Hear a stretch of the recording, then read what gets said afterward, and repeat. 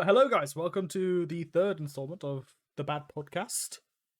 Yes, that is a very nice animation for Dalton. We're choosing a different one every week.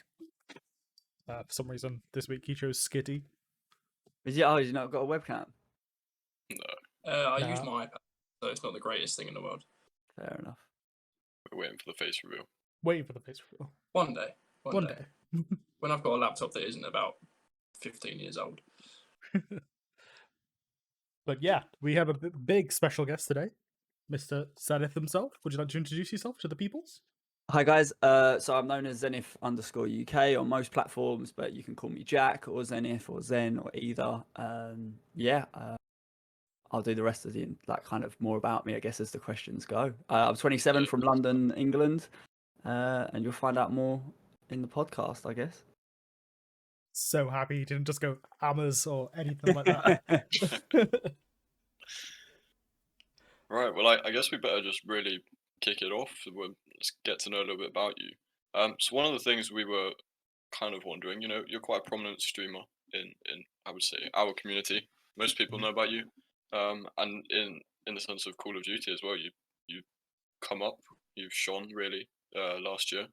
So we just wanted to know what it was like getting into streaming full time and taking the leap from quitting your full-time job and really pursuing this as a career. Yeah. So I guess I could. Sometimes the wording sounds bad, but it was kind of, I can't think of the words, just literally left my mind as I've gone to say it. I kind of jumped on the back of the opportunity of obviously COVID. So quitting my job was scary because I still have bills to pay, even though I do live at home.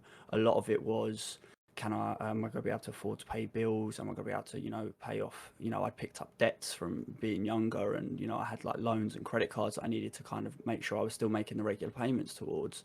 And it was a bit like, is this going to be able to support it? And obviously when you first go into streaming and things like that, it isn't kind of, I'm doing this as a career, I'm doing this as a job. But when you do quit your job, it's then like, right, it's crunch time. So it was scary. I think something that helped my situation was whilst I was very happy with kind of like the team around me where I worked, and I don't really hold any grudges against my company and I'd never speak ill of a company, I felt that my time there had come to a natural end as I wasn't moving up the career ladder like I would expect to or wanted to. I'm now 27.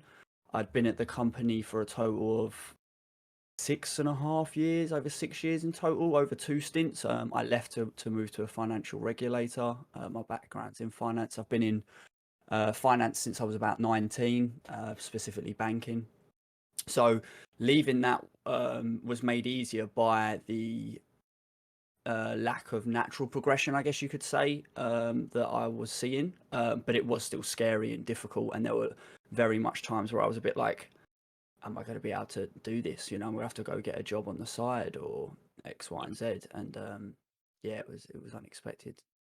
Fair enough. Yeah. I suppose there's always that worry, isn't there, about the bills and everything, because as you will know from being a streamer, and another two will as well. I don't particularly stream, but you never know when the income's going to come on. It's not a set income, is it? It's different every month. And, yeah, exactly. You have to rely on your platform and make sure you have the big enough following to be able to do it full time. Yeah, so it's a massive leap. Yeah. And as someone who's not sponsored by I'm not part of an organization, so I don't pick up a salary. I'm not sponsored by any companies, so I don't take like a sponsorship fee each month where there's guaranteed income.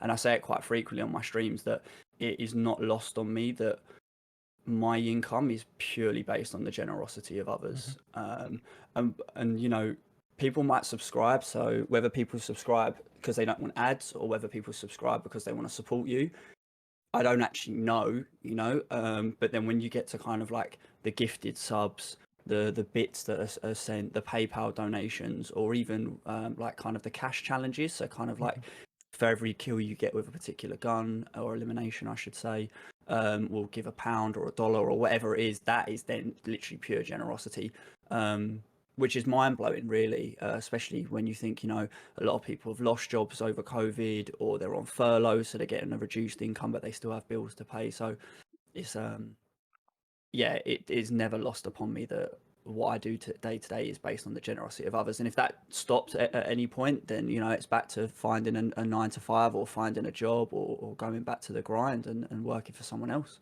Yeah, and I guess that is like the difficult point of taking that step to full-time stream, because you don't know how long after you've started full-time streaming where the community is going to come in, where the growth is going to come in, and where like kind of that safety net of you're getting an income monthly, and you don't know how long that's going to take to build up, and it's a massive risk to take.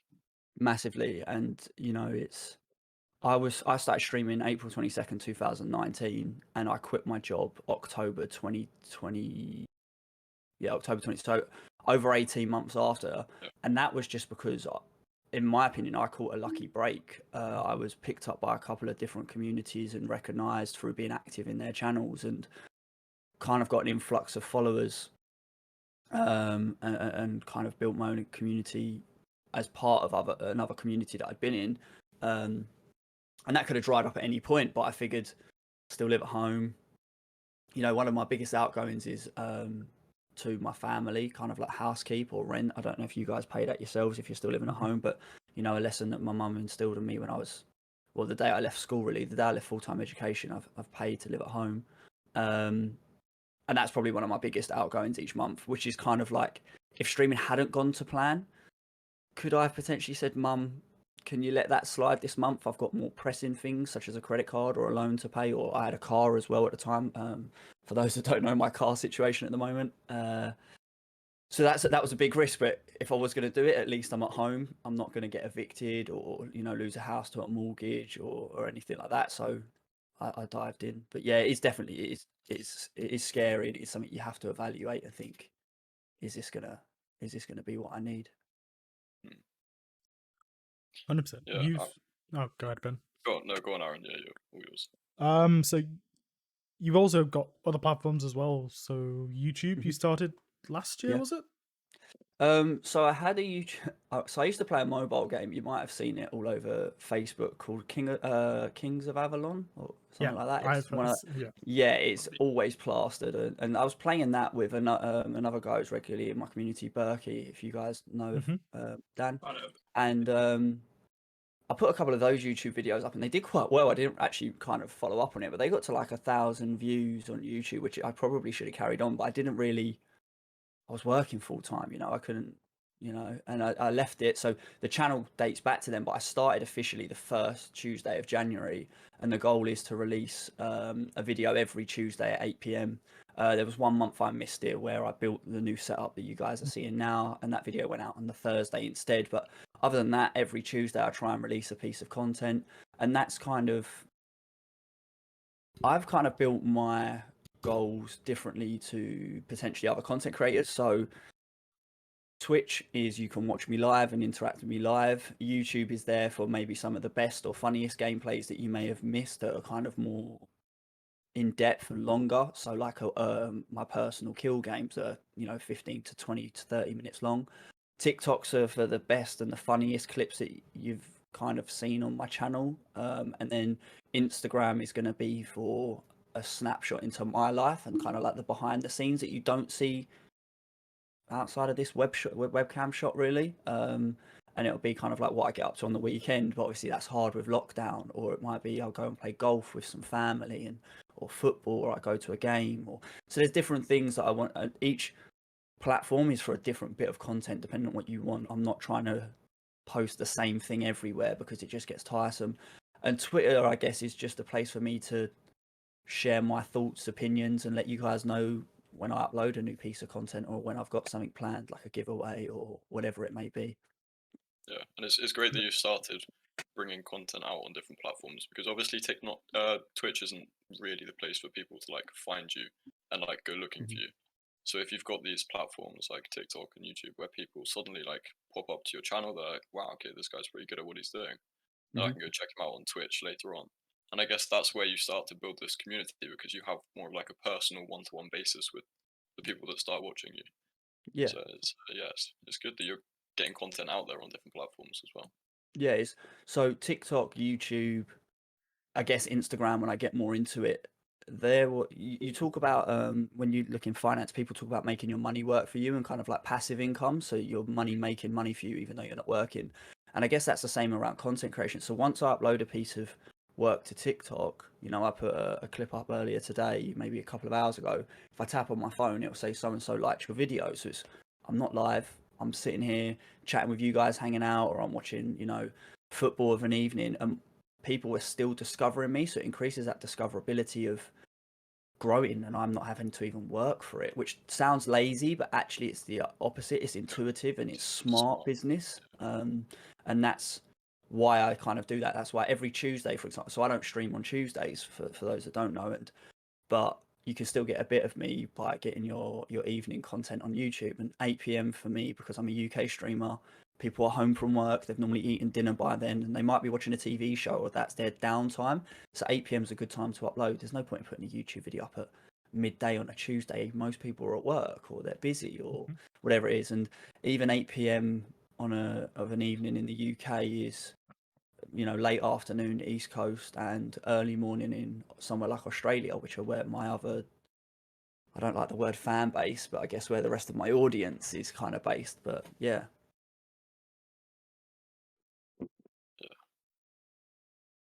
Aaron, you got the next one.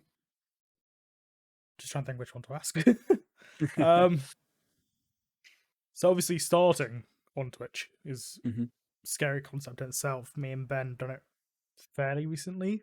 I say fairly recently. It's almost been a good chunk of the year for both of us now. Been 5 months now, yeah. Yeah, 5 months for you, 3 for me, which is a little bit scary to think about. But is there any tips or tricks for any new smaller streamers that you'd give? Yeah, so there's quite a few, to be fair. So if I go off on a tangent, you want to add to any points, just stop me, because I can talk for England. But so the first thing I would say is think about why you want to do it and what kind of streamer you want to be to start with. So someone sent me a Twitter post the other day. It was Beth, actually, and it said you're either a god at content creation or you're a god at the game. You're not both. So you need to decide what you want to be, because you can look at a lot of, so obviously in my community, I predominantly am known for playing Call of Duty now.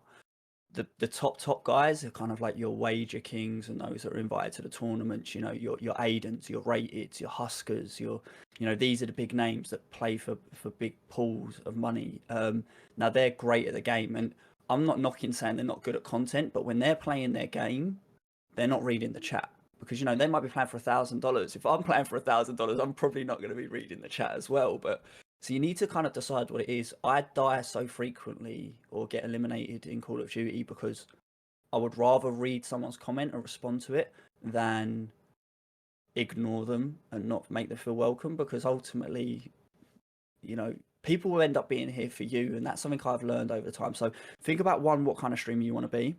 2, don't take it personal. I was streaming to nobody for weeks and weeks on end. And it's like, in this day and age where we get our kind of like endorphin release from, likes, double taps on the screen, and, shares, retweets, interactions, that this is live, this is you. It's very easy to think people don't like me, which is why I'm getting no viewers. Maybe they just don't like your content, or the audio's off, or your quality, your visual quality is not there. So do your research, go onto YouTube. There are sources out there. I use Harris Heller quite a bit. If you guys probably both know of him, and he talks about things. So audio is a lot more of an off-put than what visual will be. People can deal with a grainy picture, and the way I look at it is, we used to watch TV all the time, not in HD. Now there's HD. Now there's 4K. Now there's 8K. I really couldn't care whether I'm watching in 8K or HD, because the difference is minuscule. And unless you've got them side by side, you don't really know.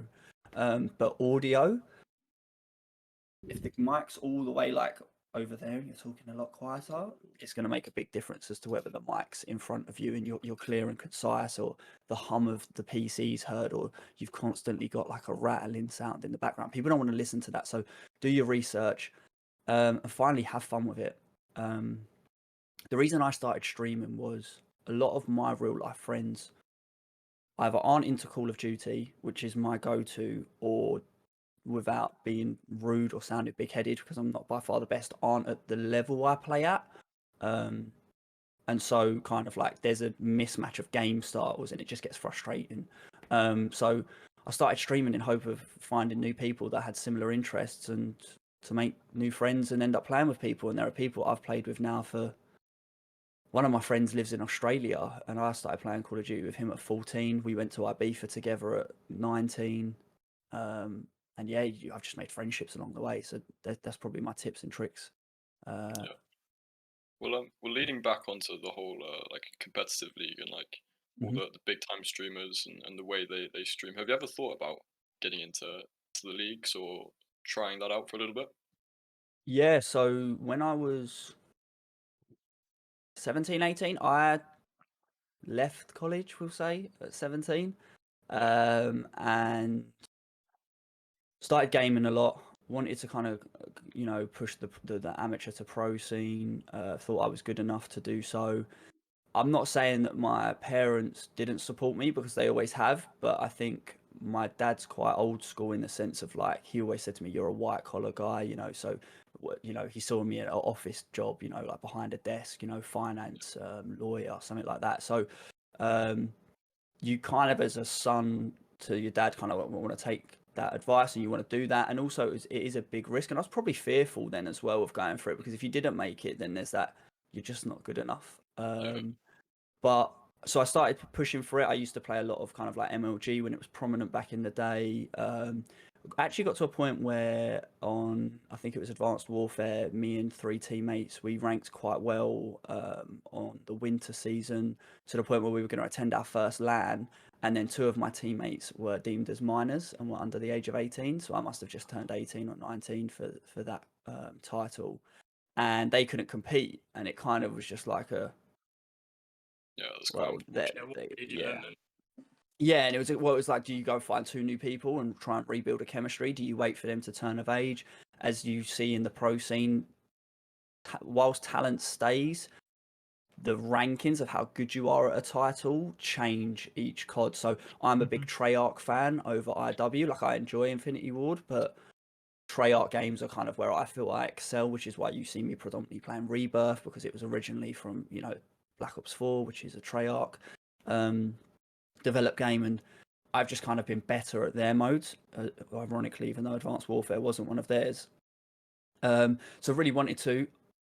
I do have plans in the future to kind of try and compete again, maybe in amateur tournaments, and if I prove to do well enough, or find a duo or partners, if I play in a larger team that want to kind of push on more, then I'll definitely be into that. It's again finding not only right team chemistry, people that are kind of a similar ability and whatnot. And I think the hardest thing for me is, for those that don't know, I do have a bit of an ego. I'm someone who likes to be an in-game leader, so I like to make the call outs in game, so where we should rotate to or what we should push, as opposed to, I'm not very good at receiving that information. It's just one of those natural character traits, you take on that leadership position. Yeah, and I've been told that kind of like growing up in my life as well, that I'm a natural leader. Now people can disagree or agree with that. I'm only going off of, some people have said that to me in my employment at the bank and stuff, and you'll be a good leader one day. You just kind of got to develop into it. So, and I think that comes across in my streams or my gameplays when I'm making the call outs and the rotations. And sometimes you'll find a really good teammate who's very good at the game, but they also want to be what we call an IGL, an in-game leader. And then you're both trying to make call outs, and then and it's like, you're wrong, no, you're wrong. And it's like, it's one, not good content, and 2, it can get quite toxic, not deliberately or intentionally, but just because you both want to be the shot caller and you can't, so you have to find people that kind of naturally flow with that and get there. And that's something that I'm self-aware of, and I'm working on every day as well. Yeah. You say about the competitive leagues and whatever. I saw a few, maybe a few months ago now, you played an Epic game. Epic Plays' sort of custom tourney thing. How was that? That was sort of a taste of sort of the standard, really, wasn't it? Yeah, so especially on Rebirth, Epic is #1 in the world for wins on Rebirth. I met him on Black Ops 4 through Rage Quit, and some of the other guys, and we're still close. We play together occasionally, and it's an absolute tear up. But playing that was a start, kind of like, this is the standard you're at. It's not an excuse. The two boys I played with had never played. I think they'd played 10 games of Rebirth ever between them, so there was no map knowledge there, or kind of like, you know, rotations and where people like to drop, etc. And I think we held our own. I think out of, was it 16 or 18 teams, I think we just hit in the top half. And on that night we all had a game each where we went crazy, but we just didn't find a game where all three of us are kind of popped off at the same time. So, and that's what you need, you know. But enjoyed it thoroughly, and it puts the pressure on, and it's tense, and it makes for a different kind of you know, changing gears, so to speak, as opposed to kind of just cruising through a lobby while you're having a laugh and chatting. It's a lot more strategic. Yeah. When we first started to kind of recognize you back in probably October, November time, that's when most of us became familiar with you. You were quite into Warzone, and then since they released Rebirth as well, you've popped off on there really.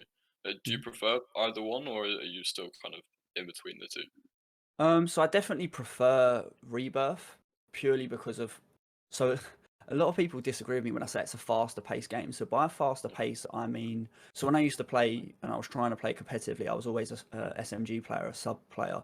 So my gunfights were always close range interactions. Warzone is a lot more long distance. You need to be able to control your recoil, map rotations, holding the zone. So like gatekeeping, obviously you hear quite frequently, and that's where you sit inside the zone and shoot people that are running away from the gas or whatever it's called in other games such as Fortnite. And in Rebirth or Alcatraz, it's kind of like it's just constant. I end a gunfight and I'm immediately into my next one, and I like that. I think it keeps your shot a lot hotter. You know, your reflexes have to be more on point. Understanding minimap, teammates, where they are, and your communication. But also the thing that put me off a lot with Warzone was a big crux of the public side of multiplayer on Call of Duty, where the Call of Duty community can be quite toxic in the sense, in my opinion, of kill death ratio determines how good you are.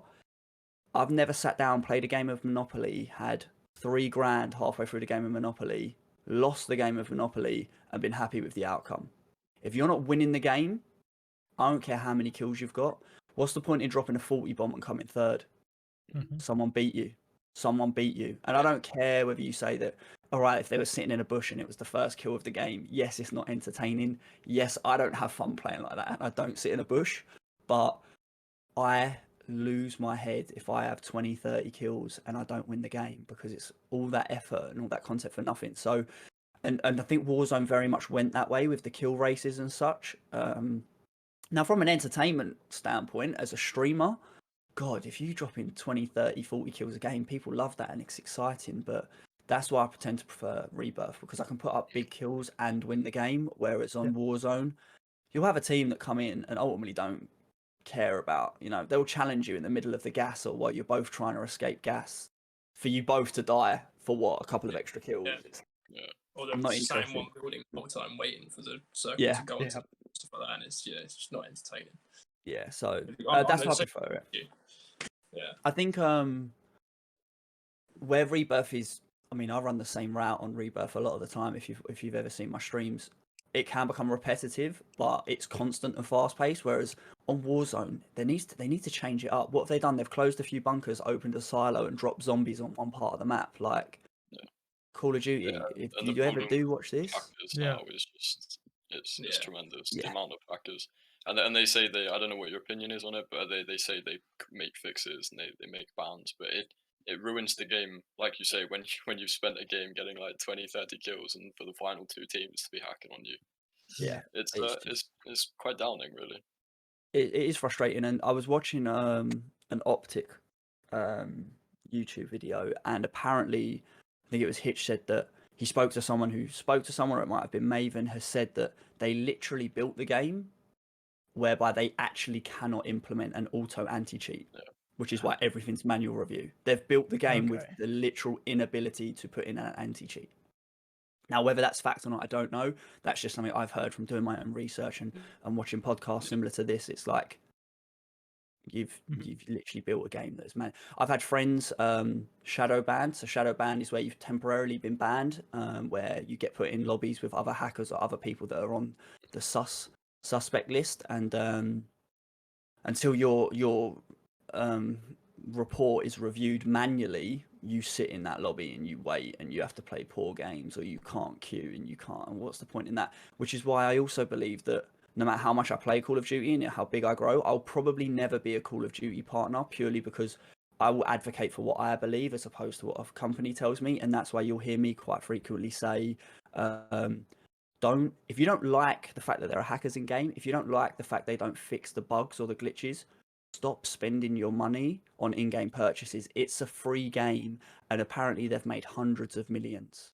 How has a free game made hundreds of millions when all people do is criticize it?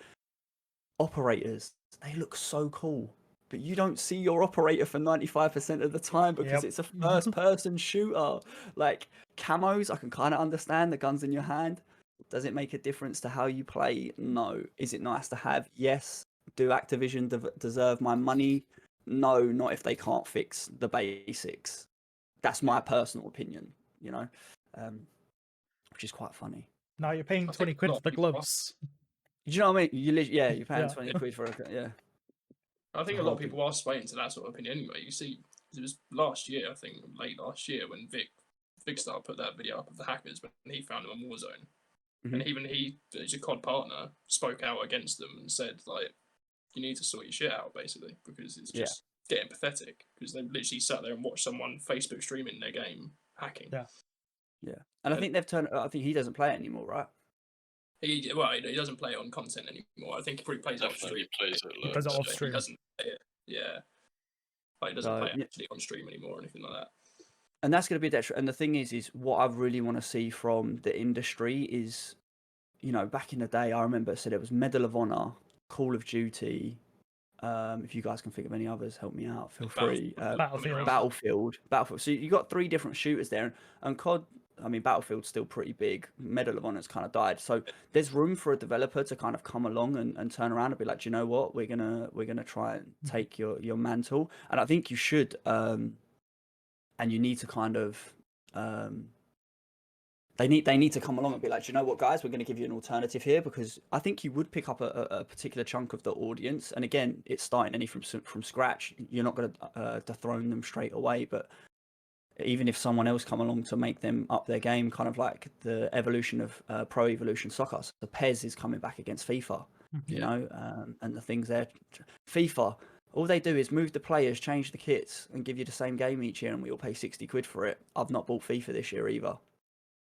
Until the masses take a stand. I was in that standpoint where I was refusing to buy it, and people that knew me before I got onto this sort of didn't even know that I was sitting refusing to buy it. And I bought the new PES because I played the last PES that was on Game Pass on Xbox, and then I thought, you know what, I'm gonna buy the new PES because you know I enjoyed it at the end more than FIFA. Then I gave in, but I'm still playing PES just as much as FIFA now, because it's a more, in a way, PES is, you get more value for the money that you have. Like, if you want to buy packs on FIFA, you can spend hundreds of pounds and not get fucking anything from the packs. Yeah. On PES, is you spend 10 quid and you're guaranteed to get 3 really high rated players. That's fair. I didn't know that about their side of things. Yeah, I've not played. Get so much value for money, actually getting good teams on the online aspect and whatever. So, and I don't know how much you guys kind of want to deviate into that, but it's kind of like, obviously, I don't know if you've seen the FIFA gate, I think they've called it, around where one of the staff members was selling cards for real life. You know, I think it was like €1,000, and you can guarantee yourself a couple of legendaries and team of the years or team of the seasons. And it's like, I mean, but it's just the fact that the game is microtransactions is effectively gambling. You've got, you know, the game's rated 7+. I think gambling's supposed to be 18 in the majority of companies. It's a fine line that's, again, still not. Legislation hasn't caught up to the times, I guess, of, you know, you got, I used to work in a bank, so I have mums coming in that are like, £800 been spent, this wasn't me. And I look at it and it's like Microsoft, and I'm like, do you have a son by any chance? They're like, yes. I'm like, do you have an Xbox? They're like, yes. I'm like, does he play FIFA? They're like, yes. I think you need to have a frank conversation with your 14-year-old, like where kids have used parents' credit or debit cards and rinse mum and dad's bank account because they don't understand, or mum and dad have put it on to buy the game and forgot to deactivate the card, and little Timmy's realised the card's still in, in there and on there, and it is a tough one. I think a lot of the time as well, kids don't realise they're spending real life money when they're doing it, just because the card's on there. I don't when I do it on Twitch. Yeah. So, 200 bits, that's fine. Yeah, There you honestly. go. My credit card statement comes through at the end. How much did I spend on Twitch this month? Yeah. It's definitely a tough one. Yeah, it's a money scheme. I think going back to COD, the last time they had any sort of competitor was like 5-6 years ago now when Fortnite first came out. And that was massive and changed shooters across the board for online gaming. Yeah, so I actually fell out of love with Call of Duty because of where I stopped playing competitively. And again, it sounds big-headed. A lot of the public matches, because there wasn't skill-based matchmaking, were easy, or I would get killed by someone who's 3-0 camping top bedroom on Nuketown with his LMG pre-aiming, and he hasn't moved all game. And I'm like, right, I'm going to literally spend the next 5 minutes trying to just kill you now or eliminate you, because it's like, bro, you can't. And it just ruined the game. So I hated Ghosts. I didn't play World War II when it came out. And then the only reason I kind of got back into Black Ops 4 because of the Battle Royale. And I think that's where Fortnite and H1Z1 and Tarkov am I missing one? I think they're BRs. Got Apex more recently. Apex now. Yeah, Apex. So these BR, the Battle Royales changed the scene. And for me, I don't play. I've got Cold War. You'd never see me since, except for when it dropped. And I jumped on the kind of like the new game hype as you do as a content creator. I've not touched multiplayer. Played zombies occasionally since then, but multiplayer has no interest.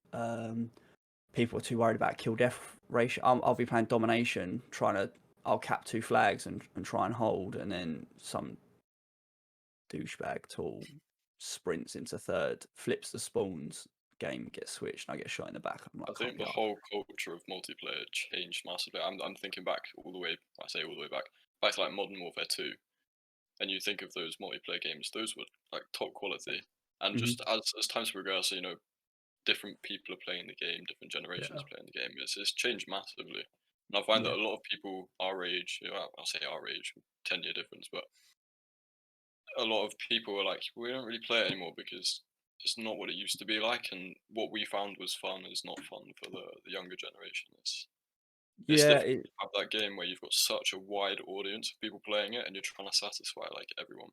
Yeah, and I think so. Like people rave about Modern Warfare 2 and that, and I think the reason why that was actually so liked is because it was not the first of its kind, but like it had the finish of its kind, and people.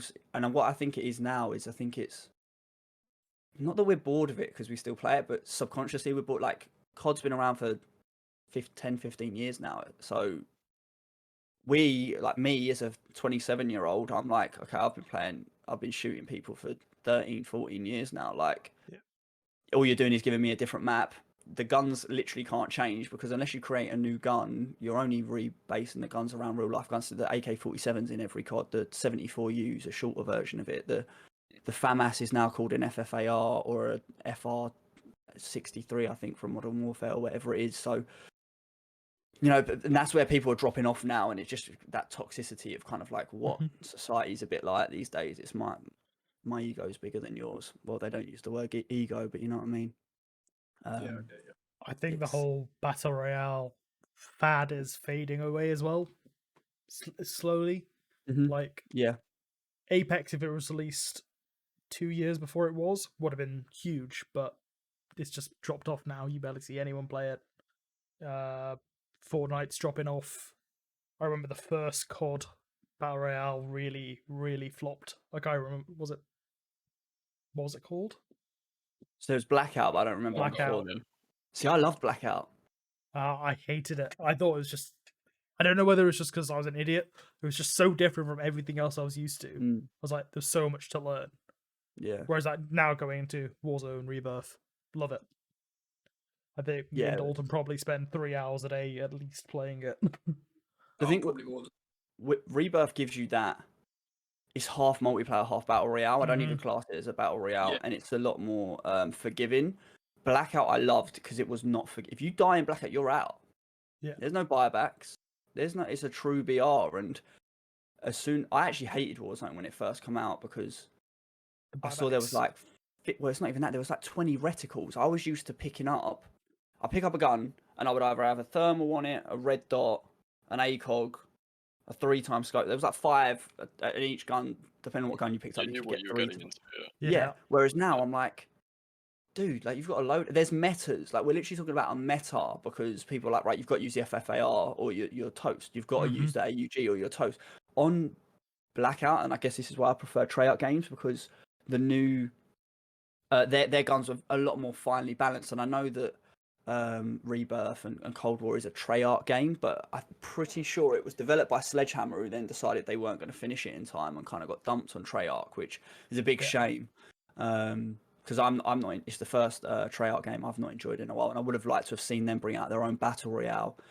But Warzone is like, I've only got to loot 10 grand. You know, so Rebirth Island is quads now. If you do a scav, you've got 8 grand between the 4 of you because you get 2k each. You run to a buy, you buy it. You've got 500 spare minus what you wouldn't have got out of the 3 crates you had to loot. So you might have an extra 2-3 grand. So you can get munitions loadout off rip.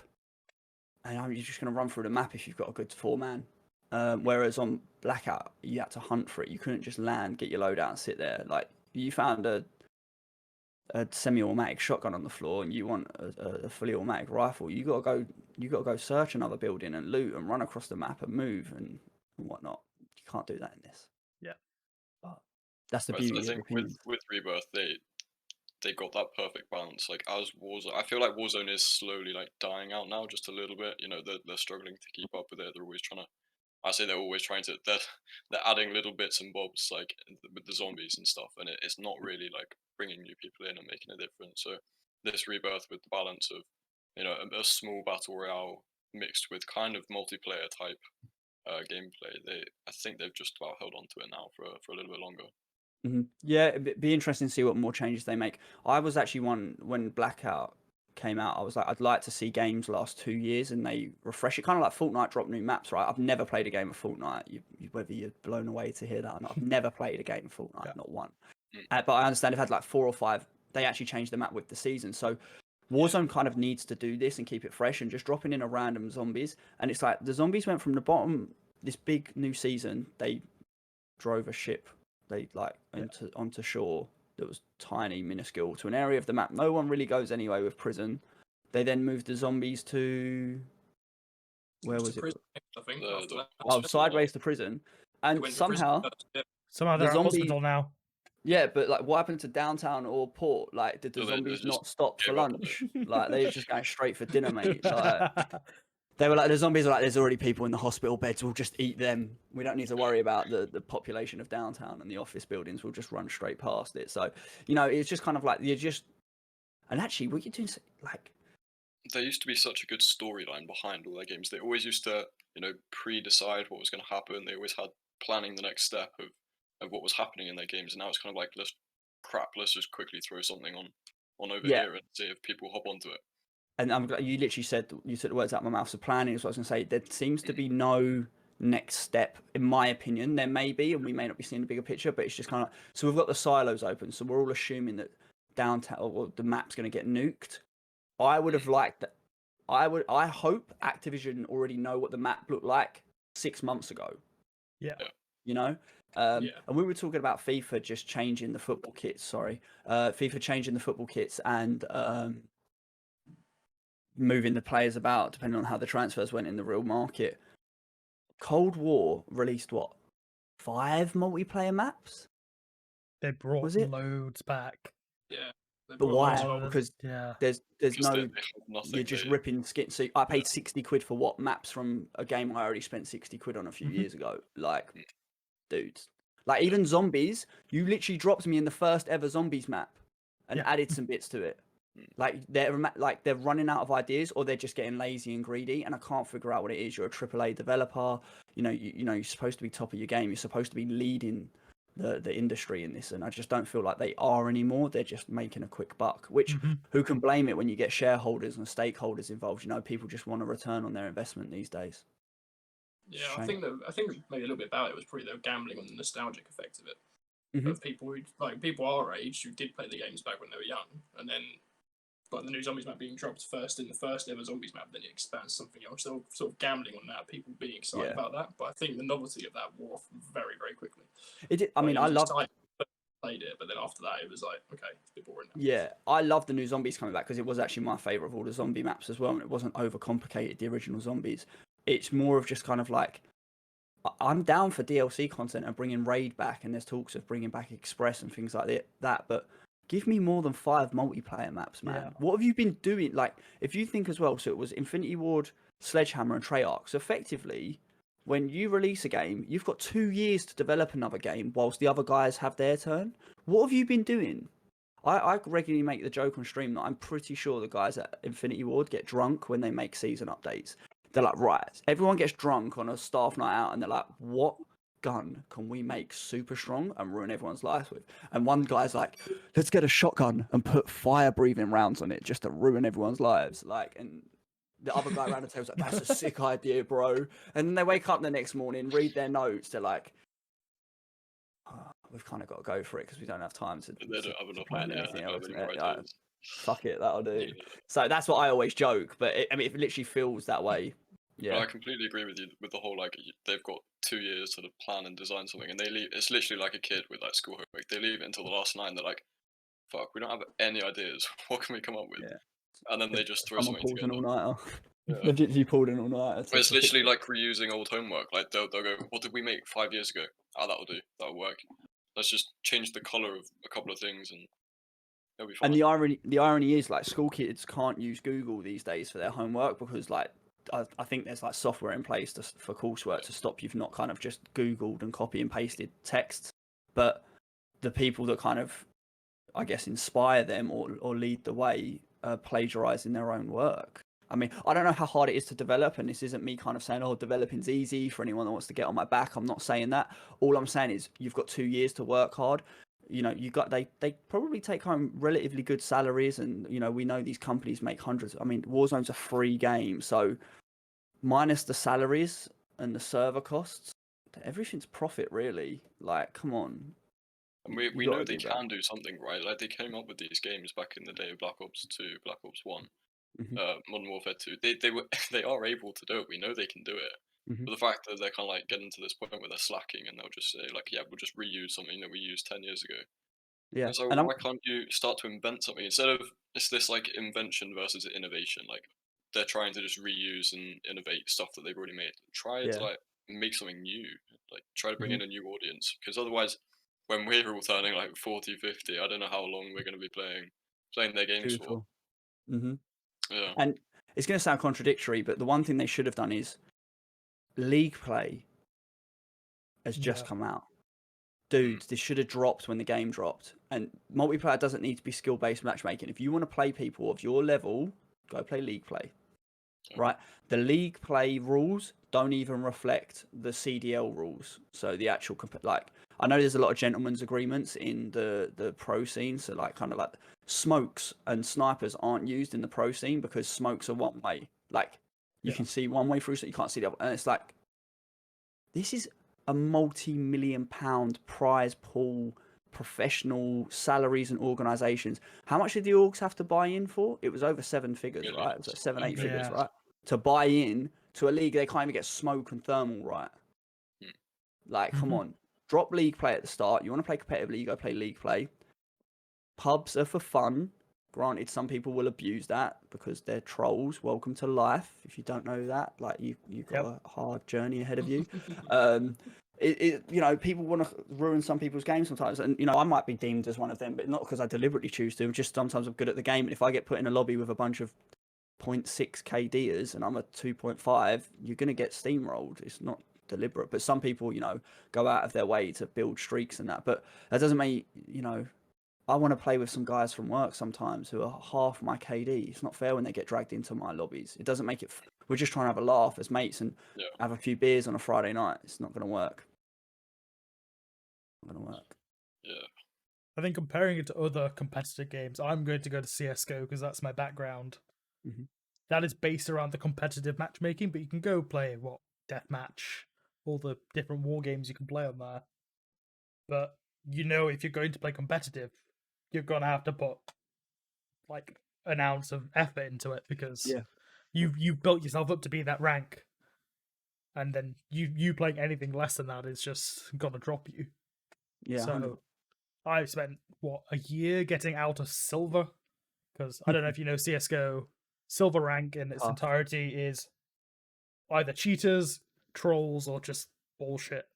So I spent so long getting out of there. Now that I'm solidly into the nicer ranks and now getting into people that are way too good for me, I'm just crying myself to sleep every night after I've played 3 games of Counter-Strike. I'm like, It's tough. Yeah.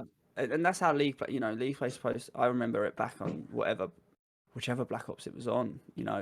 I was in Master League and I'd have to turn up and I used to get frustrated. I'd get, excuse my language, I'd get like some shitter on my team and I'm like, this is supposed to be League play. How have you made it? I'm a master. Why are you giving me a bronze? And I'm like, what's going on over it? Like, you looking to your left, like as if you douchebag. Like, but it happens, Yeah. Sorry if you're beeping any of this out at the end. No, nah, you're right. it's Say what fully you want, mate. 18 plus. I've just had to allow the term "you cunts" on my chat. Oh my god. But yeah, it's a tough one. It's I think they need to, there's not even, I remember when I used to play some browser based games. So it's one I actually play still. You guys will sometimes hear it in the background when I'm streaming and in between lobbies I'll be clicking away. So there's games like Tribal Wars, what was the other games? Like even Clash of Clans. There are huge forums, like literal forums where community-based suggestion, like so someone would put a suggestion in, depending on they'd then debate it, then the developers would like repost the suggestion, tweak to how the developer liked it, and it would get voted on. RuneScape, for example. So RuneScape's gone back to old school, and it's got is it RS3 now? Is it RS3? RS3. I hate the new RuneScape. Old school is amazing. I play it every day. So now any release in old school RuneScape is voted on, I think predominantly by the members maybe, or the community in general, and so depending on, there's poll stations in the game and everyone gets an equal vote and share into what happens in the game. It's literally an actual democracy kind of thing where you vote for what you want, and if it's not voted it doesn't get brought in, and that's then deemed technically by the masses. Now it's a bit of a flawed system because some people might not know about the poll stations or they might not vote in time or whatever, but it's still a system of where the percentage wins. So Call of Duty, I don't think kind of has that, and they do lean on their partners, like people like TP and even Elms. Elms are a partner, I think, and I think their opinions are valued. But then I think sometimes they value content creators' opinions as opposed to the general everyday guy. If you've got a forum, content creators want to see. There's a lot of talk about top streamers or whatever get bronze. I'm never out of a platinum or a diamond lobby unless I'm playing with friends, like ever. I don't go online and get a bronze or a silver lobby, let alone I don't get a gold, let alone a bronze or a silver for me to go and drop a 40 in. I don't. Yeah. Now I'm not saying these the content creators get these like easy lobbies because it allows them to like create this content that brings action and people are suddenly like taking a look at the game and they're like, wow, if they can do that, let me go and try and see if I can do that. Yeah, but they get away with these easy lobbies.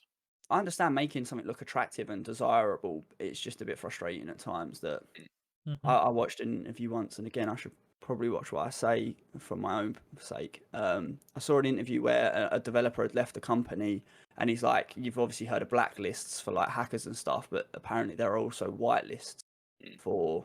Yeah, I mean, we've all heard it. Yeah. So it was last week. The kill record for Warzone got set at like 160 kills or something mad like that. It's a quad. It was a quad game, yeah. Bronze 1 lobby or something like that.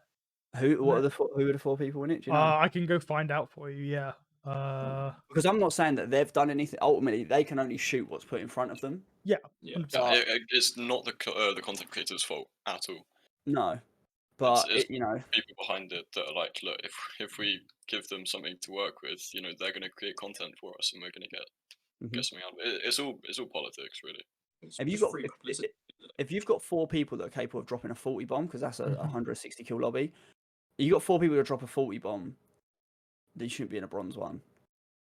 I don't know anyone that plays. And the weirdest thing as well is when I look at this skill-based matchmaking website. So when I get put in my like diamond ones on my it's like a 1 point. The average KD of the lobby is like 1.27, and I'm like, this is diamond, bro. It's supposed to be the best of the best, not 1.27. So that's no disrespect to anyone that's running a sub 1.5. But I'm talking about, you know, you guys know Sin? Yeah. Sinful. Yeah. Sin's got like a 5 KD. I've got a 2.5. I shouldn't be getting in Sin's lobbies, but I did the other day, and he was in the middle of a tournament, and I nearly killed him mid-tournament. Luckily, he got away from me and the team, and I was like, I'd have felt so bad killing my friend mid-tourney. And I guess that's why the content creators, like, I hear a lot of complaints about hackers. I've never really come across a hacker, but I've only got a 2.5 KD. If you're Aiden or someone who's got like a 5, I don't know what his actual KD is, but if it's like a 5 KD, I can understand why you come against the hackers, because hackers have got 5, 6, 7, 8, 9, 10 KD. So they shouldn't really get paired against me, but yeah. Coming back to that, the squad was Aiden, Scum, Almond, and Noobs. 162 kills. Was that a 2v2 or they actually 4-man? Oh, that was a 4-man. No, but were they they were doing a kill race in a 2v2 format, or were they playing as a foursome? Playing as a Does that 4. make sense? Oh, Playing as a okay. 4. 46, 47, 36, and 33 kills. Even if it was a 2v2, like there's a ridiculous number of kills to be getting. Yeah, I mean, so it was 150 in the lobby. 50% of people go to Gulag, so let's say 75 come back. So you're looking at 225 minus the 4 of them, and they're 8 Gulag, so that's another 12 off. So you're looking at 213 people to kill. They've dropped 160. So the rest of the lobby's been given a 53 people to kill plus buybacks. Yeah. Plus buybacks. And you think these 4 players are covering the entire map? It's just not. So they've killed what they've killed. Yeah. So 4 people have got 160 kills. The rest of the map have got 53 kills plus whatever the buyback total was. If I give 2 buybacks per team, 150 lobbies, 4 in a team, it's still Mental. crazy. Yeah. Mental. When you say about hacking, I think the worst case that we've come up against, I can't remember who was playing. I think me and you, Aaron, with Ads and Ollie. And when we did do you remember the Armored Battle Royales then? They brought it for like 4 days. We played 3 lobbies of that, 3 games of that. In 2 of them, we came up against hackers of people that they were just invisible. So you couldn't see them. And we were on top of the hospital building just sniping while the other 2 were driving around the map of the armoured vehicle. And we got knifed. And we didn't see them at all. And we looked at the kill cam, and they were just completely invisible, just knifing us. Yeah. So that's all over TikTok, where people they just kept one tapping them after they rezzed it down and laughing, and the people thought they were being sniping from miles away. But I've just looked at the link you've put in that tweet. So it was a 2v2 race. So they're in a 4-man, but there was 2 of them against 2. Oh, was it? Okay. Yeah. Well, it was It was a $500 wager, so there would have been $125 per player put up there, and that's just mad. Look at them damage. I mean, I was gonna say, like, the most damage I've ever got in a game was what I think it was in a game with you, Dalton, where I dropped 30, and that was 9k. Yeah. But I mean, the scary thing is as well is so Almond's damage was 15,000. Now the average player has 250 health. That's fully plated, so that he would have averaged 20. That's 61 kills worth of damage he did. Now I get obviously additional damage comes from people that are downed and whatnot, but it's insane. And someone's commented under that tweet you've just put. They've scrolled through the game. Yeah, just looking at that now. Like 0.3, I just saw 0.5, 0.36, 0.44. Like, and this is like the top players in their team as well, getting these kills. 0.06, bottom 20% of skills, and but like I said, you can't hate on them because that's what's in front of them. Yeah, you can only beat what's in front of them. Say la vie. It is what it is, really. So it's on there. I think. Oh, go on, Ben. Yeah, going back to like the COD League players and the big players. Are there any people that you like particularly look up to, or kind of get inspiration from for your own content, or Not necessarily in the COD sphere, because like I said, a lot of the people that the the weirdest thing for me coming on when I started streaming on Twitch is I didn't watch streams. Mm-hmm. I watched Nadeshot growing up a little bit, watched more of his YouTube as opposed to kind of Twitch. I knew of Twitch and about it, but my account's been created years ago, but I don't think I ever subscribed to anyone. I always used to be that guy. I was like, why would I pay to watch someone? And then you realise that I pay £7 a month, or I think it's like £9 a month now actually for Netflix, and I probably watch more Twitch than I do Netflix, and is supporting a creator rather than a company. Granted, Twitch take a percentage. But so people I look at my follow channels at Who Online right now. So I always say, just because of how he is personality wise, the Caramel Gamer. If you guys know him, he is hilarious. So I saw his stream through one of your raids. Yeah, when I was he's so, yeah. like, he's so funny. He's hilarious. I love his cut scenes. I don't know if you guys have seen him cut to like when he does those dance scenes. Yeah, I've seen that. Yeah. Like when like back in the day, I love that. The way he flips it. He's kind of like someone I watch a lot, someone I've watched quite frequently, and I like her style. So she goes from every time she goes live, she chats for like 30 minutes to an hour. I guess it's Princess Court, someone else I've raided recently, and she's someone who had to come from Mixer, rebuild herself on Twitch because Twitch didn't give her partnership off the rip.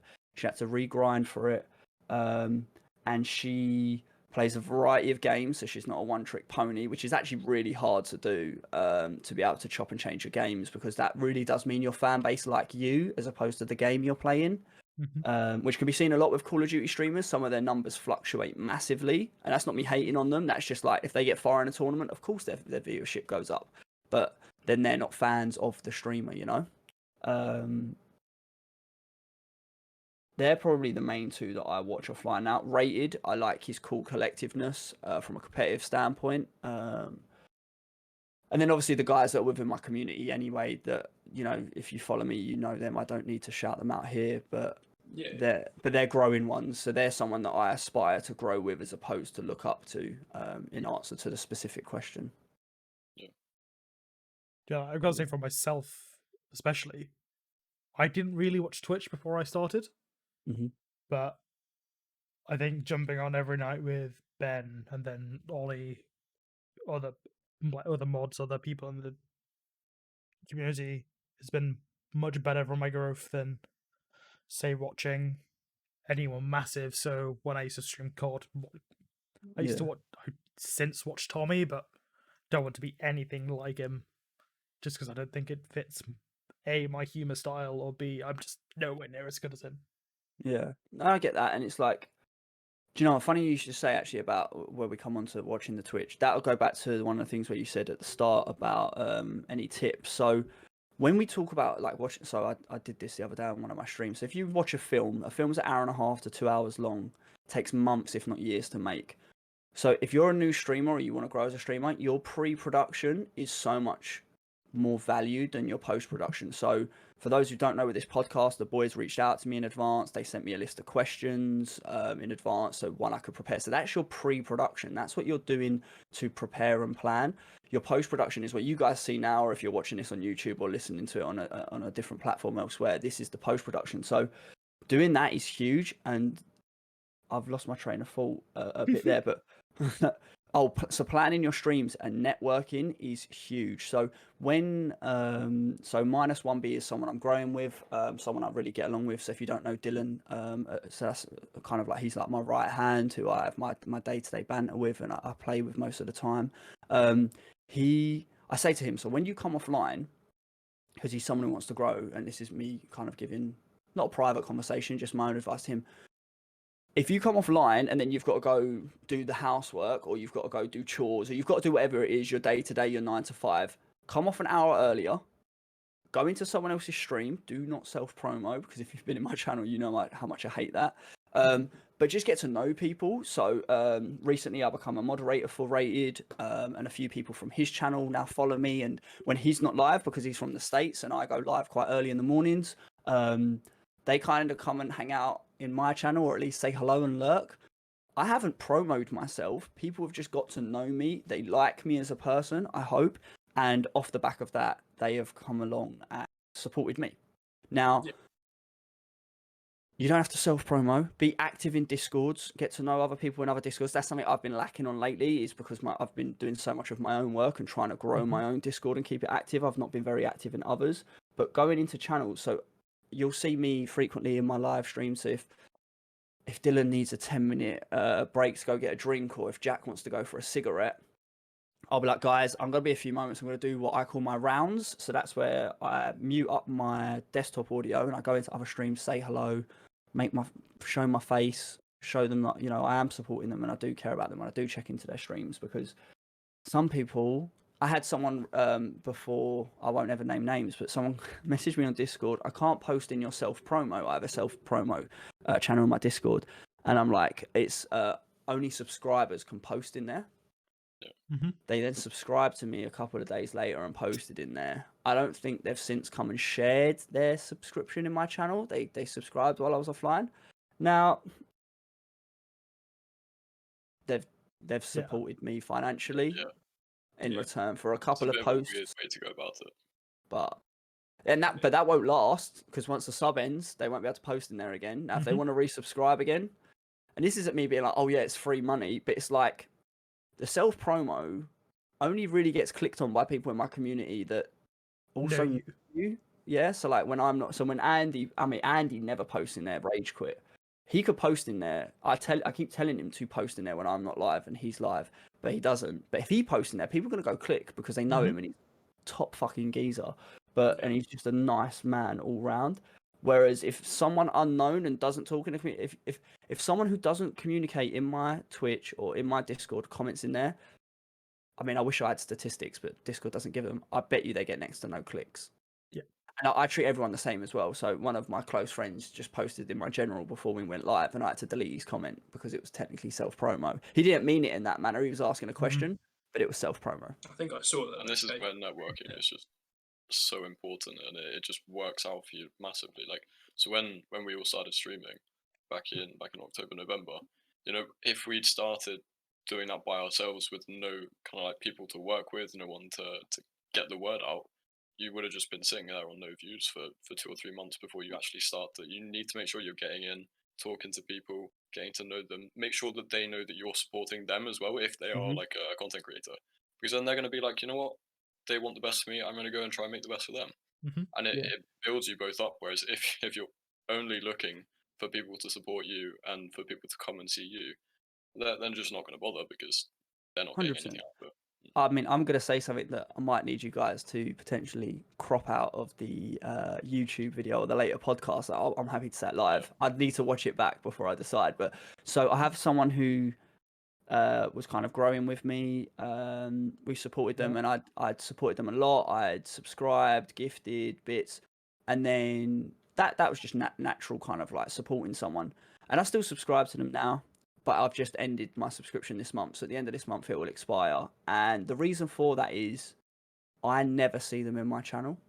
Now, I'm not saying I pay to support you. You need to come watch me. I'm not saying that before anyone twists my words and before anyone in the comments below, or if this is YouTube, or if you don't know me and you think I'm being an arse. What I mean to say is like, I always go out of my way to spend, even if it's 15 minutes a day, in their channel saying hello, how they are, what they've been up to. And to not get that reciprocated when there's someone who has my personal socials, that's on my personal, like they can contact me via what I would say my personal means, which is like using my real name, my full name. They have me on those socials. I'm like, not only do I subscribe to you, I come in and see you, you don't even come and say hello anymore. Now, that's not me saying, I'm not saying they owe me a sub or they owe me anything. I'm not saying that, but it's just kind of like, cool. There are other people that support me that I'm going to just support them more as a forefront. And it's not a tit for tat or a you scratch my back. I've just seen Justin in your chat. All right, Justin. But it's more of a, like, you've not...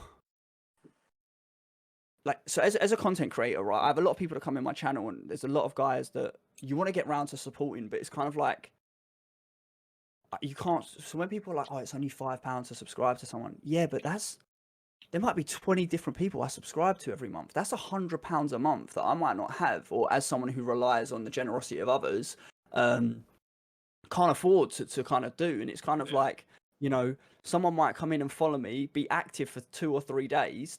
That doesn't mean that I'm going to immediately come and support you. And I think that's something you need to learn on Twitch as well, is like, you know, Josh, I'm in Josh's chat quite a lot, and he now stops by and says hello to me. And even if he stops in for 5 minutes, it's kind of like, do you know what? He's a very busy guy. The fact that he took 5 minutes to come say hello means that it's not even about keeping people on side. Because again, I'm not saying it's a tit for tat thing, or it's not the follow for follow. It's just kind of like, naturally you're going to support those that support you, right?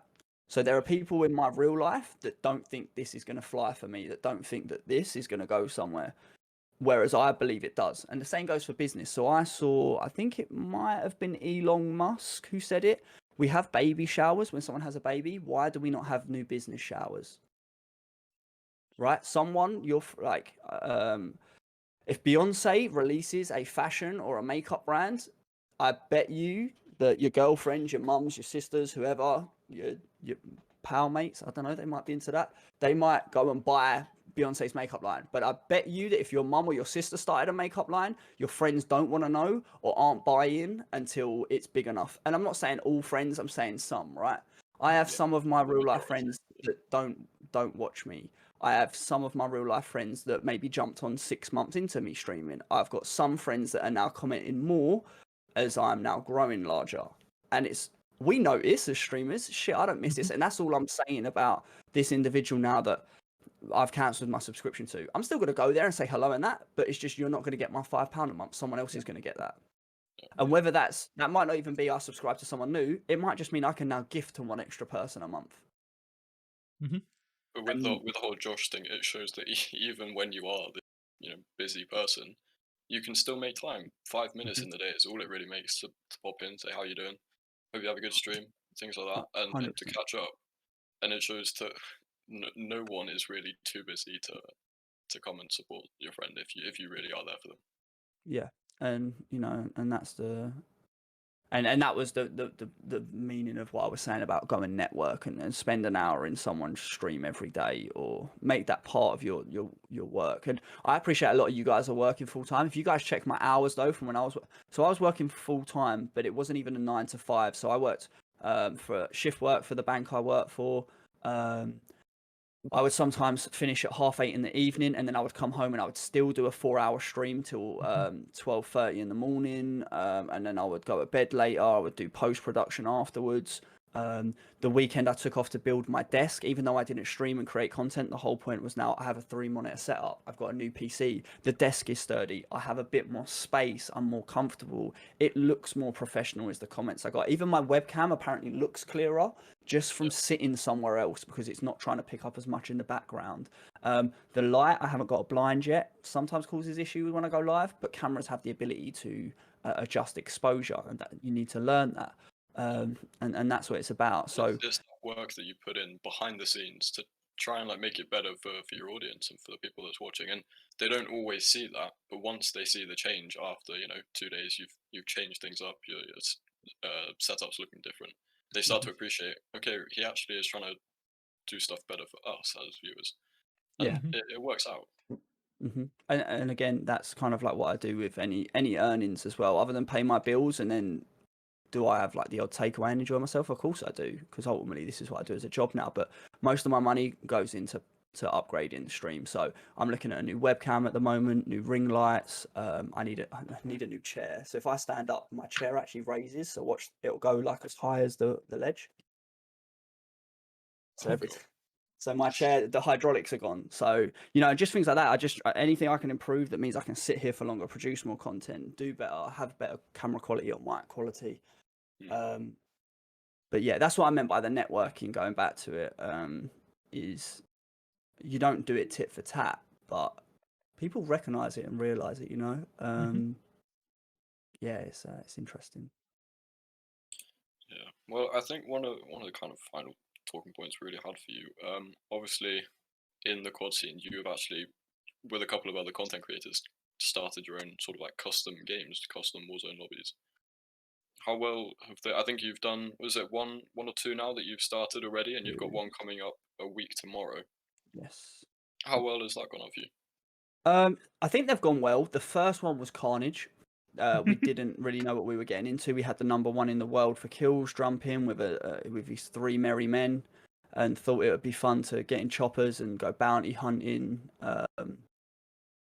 The entire lobby where we've got people from 0.3 KDs up to 3 KDs. It's just supposed to be a laugh. Like, I don't know if you saw last week's one. I've released a couple of YouTube videos that were just highlights where it was like, I come up against Jay Hustle Joe, and I shout on him. Such joke.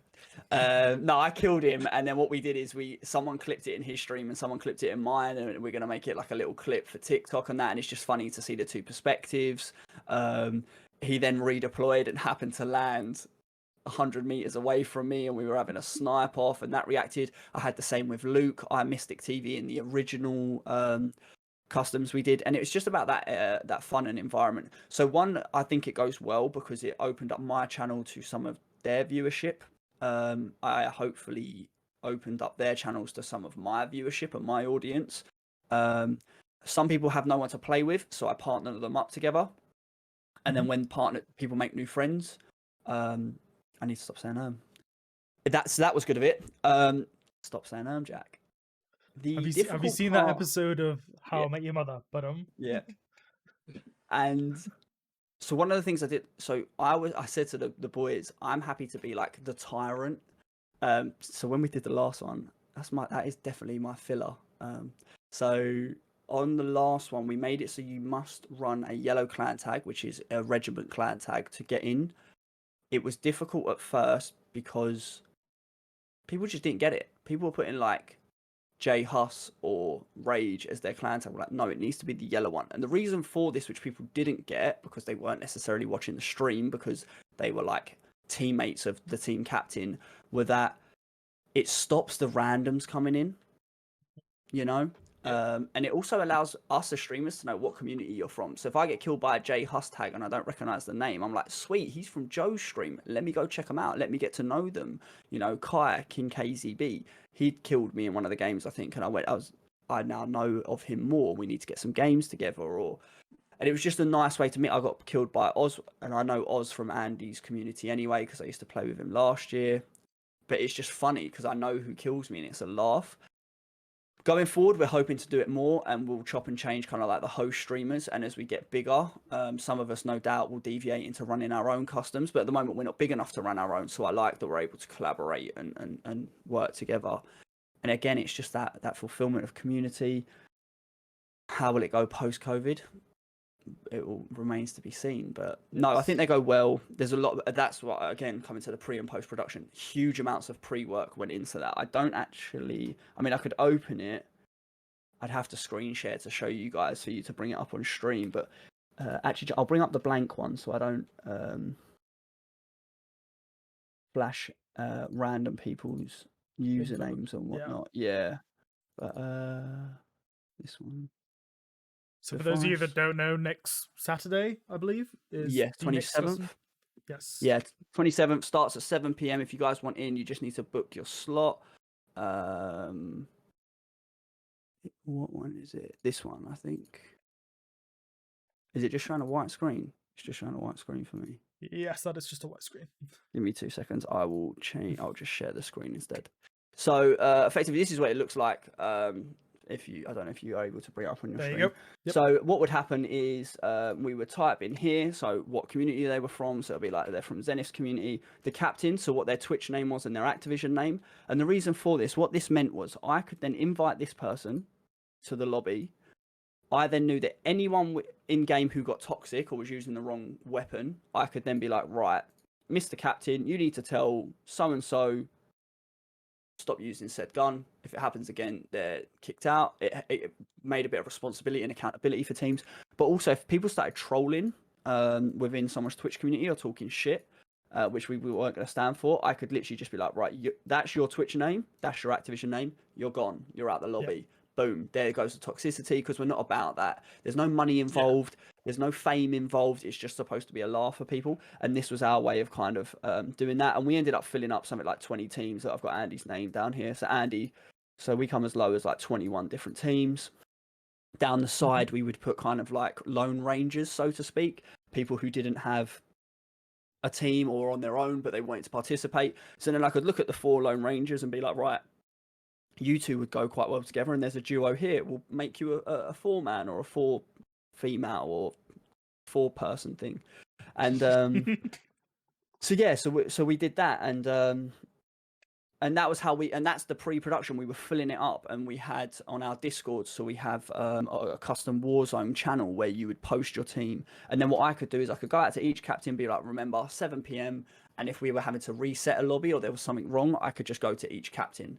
When joining the lobbies, rather than me manually invite 100 people, I could invite 25 captains, and each captain would then invite the subsequent 3 members of their team. So again, that goes on to what I was talking about with the pre and post, kind of setups. But again, if anyone wants that, by the way, if anyone's thinking of running their own customs, they want a copy, I've got blank one saved. You're more than welcome to have that. Just let me know. But yeah, so that's next Saturday, 27th, 7 p.m. We do quads until 10, so 3 hours, which is about 6 games, depending on how quickly people feel. And then from 10 to 11, if you haven't done it, or if you disappear from the quads because you've got food, come back, because we do hide and seek. So the 4 host streamers, we go on one team. You lot disappear on your own. You're not allowed to kill anyone. The last man, girl standing wins. Well, we'll be sure to leave all of your socials and stuff in the link below in YouTube, especially if you're watching this back before Saturday the 27th, which is when they're taking place. Then feel free to contact him. Yeah, definitely get involved. My camera's lagging. That's lovely stuff. I know what you mean about like custom lobbies being fun now, because I played on one a few weeks ago. Aaron and Ben remember. I won't name the streamer's name to promote you, but I remember playing it. And I went and dropped in because my brother was playing in it. He was a streamer as well, and he had a load of his mates playing in it. And they had one space about 2 days before going into it, and someone dropped out, and my brother messaged me and was like, "Drop in, come in quick, just message him, get put in there." So I got put in there. I went to put in a team, random people. Didn't know them, but we had absolute fucking amazing time playing it. And I think in the last game, I got to kill my friend Talia, one of my brother's mate's girlfriends. And it was right at the start of the game. I just dropped down and picked up a sniper off the thing. And she killed one of my teammates, and I've just seen her over the hill and just one-tapped her to the head and killed her. And I watched back her stream afterwards. And the clip of you killing her is so hilarious. And that's what it's about. Like, yeah. And she was just like, "Oh, I've just been sniped. Oh, it was fucking Dalton. Oh, you fucking bitch." So I was just sitting there, I was just laughing. I clipped it and put it into our little group chat. And everyone was just loving it. And it's about that. It's just about having fun, really. Literally. And that's the enjoyment of it. That's why we wanted to do it. It brought us together more. And it kind of breaks it up a lot. I'm trying to deviate away from COD a little bit, as much as I'm known as, like you guys said, I'm kind of growing in the COD community and being known around it. I do want to play other games because I don't want this to feel like work ever. Yeah. And it potentially could do. I'm not saying it does. And it's never anything to do with the audience, but I sit here and think, I play Rebirth Island. I always drop basement. I rotate to yard. I buy my loadout, and then I run through the lobby. So the start is always, and I'm like, do you guys genuinely keep enjoying that? Is it me chatting that keeps you guys enjoying? And no matter what you guys say, it's one of those things where the chat will always say, no, we still like it, or play what you want to play. As a streamer, you will always sit there and think, but are they enjoying it? Do they like it? So that's, I want to be able to chop and change it. And these customs do allow it to be chop and changed and have a bit more of a laugh. And, you know, it's done on a Saturday. So if you want to have a few drinks with it, and I try not to now because I just end up looking like a twat on stream. But you know, you've got Sunday to wake up. Most people, you've got to have consistency. Just drink every stream and be a twat on every stream. It's literally fine. that's the standard. Be, that's what people know me for. But yeah, no, like, and that's why we want to do it. So, but if anyone does want a copy of that spreadsheet, just let me know and I'll send it over to you guys. Absolute pleasure. Also, except this is the formal RSVP for the Bad Podcast joining the. Oh yeah, you coming? Yeah, you showing up? Oh yeah, we'll come along. We'll come along. Yeah, we can find a fourth. Love that. Yeah, love we'll that. find That'll be fun. I'll turn my camera off because it's a bit laggy, but I still No, we've absolutely flown by an hour and 20 minutes of chatting. Yeah. I told you I could waffle. I told you. Oh, Waffle's great. We haven't had to Waffle- think, but What you need, it's what you need. Whoever's Yeah. editing, What have you need. fun. Just get rid of every and you'll save yourself 10 minutes. You will You'll have save fun. Or we yourself should 10 clip, minutes. or we should go back and clip every and make that a separate video. Could you imagine? I know. Could you TikTok turn it coming. into like TikTok coming could in you a turn it week into a from now. song? Just Could you turn it into a song like when people do the like buttery biscuit bakes, Yeah. one of them ones just out of Seven Nation Army of and it's just edited. Oh, Like, we should have added an counter. yeah, you should have. Yeah. I mean, you can if you for We the can. YouTube Oh. video. So if someone was to sit there and add it up, I'm sure Guy will be able to do that. We'll give Guy a little workload of doing that. Yeah, that's alright. It's a good. Have fun with the ski. Over to him. Put, Wait, I'm touching this with a barge pole. oh my god, someone's created a command in your chat. Love that. Oh, god damn it, Ollie. I think one of the final talking points just before we can chat for ages, but one of the things we did want to know was I think you briefly mentioned it earlier as well, is what is going to happen post COVID. What do you think streaming is going to be like once it's all over? People kind of get back to their own lives. I know during COVID, a lot of people that were watching Twitch casually got into it a lot more because they had the time to. Mhm. And kind of after that question, what are your goals for the end of 2021? What do you think 2022 is going to be like for you, if you're even thinking that far ahead? So I remembered the word I was thinking about earlier, which sometimes isn't taken with the best of people. Don't look at it fondly, but I was definitely an opportunist with COVID. Mhm. So, which is why I quit my job in October, because the lockdown was extended again. I did think it would continue for a while, and I thought, whilst people are at home stuck, they're not out on Friday nights, this is the opportunity to kind of get your name out there, grow a larger audience. But in answer to your question, what's it going to be like after? Now, I'm always a realist and I'm slightly a pessimist. Every month, I tell myself that this month, financially, viewership-wise, everything will be worse than the month before, because you have to repeat your performance of keeping people entertained, which is difficult. And I always say to myself, this month may not be as good as the last. I have genuine fears for most Twitch streamers, especially the smaller ones, when COVID restrictions are lifted, because people are desperate to get out and they're itching when the bars and pubs open. Pre-COVID, when I was with my ex, I always gave her every Friday night. I said to her, I don't stream on Tuesdays now. It used to be Friday nights. I never streamed. I think it was Wednesday, Fridays, and one of the Saturday or Sundays. Which obviously, as someone who was in a relationship at the time, I had other priorities. I don't have that. I don't want to call it an issue, because no partner's ever an issue. I don't have that responsibility at the moment. So I do fear for my own stream, because Friday nights people are going to be out, Saturday nights people are going to be out. The lockdown's ending when? June? So I think it ends June 21st, right? Yes. So that's Summer Yeah. Celeste, which is the longest day of the year, so when the sun's in the sky longest. Following that is summer, daytimes, after work at 4 p.m. on a Wednesday. They're not coming home and watching me shoot people in the face and shit talk them. Could be out. Beer gardens, barbecues, parks, ciders, pints. It's going to be hard. Money's going to go to beers, dinners, restaurants. They're not going to come to streamers. That's my kind of like apocalyptic look of kind of like the streaming world. I think on the flip side, I think more people will stay with Twitch rather than going back to like going watching TV or Netflix and stuff like that. So I think when the initial drop off ends, the routine will be built in to come and watch the streamers they're used to and hang out with an environment of people that are. Some people, I don't know how many people this is, and there's nothing wrong with it. Some people are lonely or don't have the friends that they can go out and drink ciders with or go to the parks with, and their friends are us online and are me. And I have plenty of friends that are online that I like talking to day to day, and I FaceTime them, or I quite frequently go on calls with me and Beth. I joke that she's my artist and editor because she does that work for me, but she is Beth at the end of the day, and she's a fantastic person as well as artist and editor.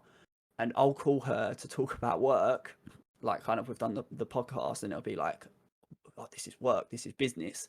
And then we will be on a call for 4 hours because we just end up shooting shit and chatting breeze, and it's a laugh, and that's part of kind of like my routine a lot of the time now. And she's a friend. Same goes with Dylan, Andy, Luke. Jeez, me and Luke, we used to pull 24-hour streams together, and I used to like wake him up at 3 a.m. I had to actually wake him up yesterday because he was live for an hour and a half. I hope he's still in your chat. He was live for an hour and a half and had fallen asleep. So I rang him at 20 to 4. He was like, hello. And I was like, are you there? He's like, yeah. I'm like, you know you're live? He's like, no. I was like, you're live. And he's asleep, right? And I'm like, he's like, what? And I'm like, you're live. I said, you want to know what the funniest thing is? He's like, what? I'm like, you're streaming to 23 people right now. And he literally woke up and then just boom, streamed for the rest of the day, I think. I don't know. I ended up going to bed. If he's in the chat, he'd need to let us know. Which was absolutely, yeah, Luke, did you carry on streaming? How long did you go for? So it was hilarious. Like, and that's what I mean about you just like, even now, like if we like ended this and we wanted to just sit here and chat and catch up and not necessarily worry about, because there is that big fear as well of being online. You say something and it gets caught. But yeah, so that's my fear of COVID ending. However, my goals to kind of compensate for potential loss of earnings, for potential loss of viewership. So I've got some views for 2021. So my goals are, I started the year on 795 followers. I want to get to 2021 followers the year 2021. I thought rather than just 2000, we'll round it up. TikTok followers, I want to try and get to 1,000. I started the year on 82. YouTube subscribers. So you can't monetize YouTube till you have 1,000 subscribers and 4,000 hours of watch videos in the last 365 days. So the goal is to get 1,000 subscribers. I don't think I'll come anywhere near the watch hours within the first year. That's something that's going to have to be worked on. YouTube videos, I want to drop 52, one a week. Hopefully more of them become vlogging styles. Instagram followers, I want to get to 500. I was at 113 at the start of the year, which is going to be hard considering I've not posted anything other than the customs. Twitter followers, look to get to 500. Discord users, I'd like 200. For those that don't know, I prune my Discord every day. So anyone who's not been active in the last 30 days gets removed. Every day it's pruned. It's just because it's supposed to be an active place. Average viewership, I'd like to get to 40 instead of. I'm not pushing for partner this year. It's not. I like to set realistic goals, not easy ones, because some of the ones I've mentioned already I'll fall on. But I like realistic you got to challenge ones. yourself, so it's part of the whole thing. I started the year on 19 average viewership. I think pushing for 75 will be very hard and aspirational, to say the least. What is great about Twitch is it's like kind of exponential, really. Like you may have only had, well, I say only, we're still trying to get to those kind of numbers, but 19 average viewers. If you get up to say like 25 in 2 months, it's actually just going to get more and more. It won't be one person coming in and joining you. It will be like 5 more people and then 10 more people. It's kind of crazy, really. So in March I'm at 23.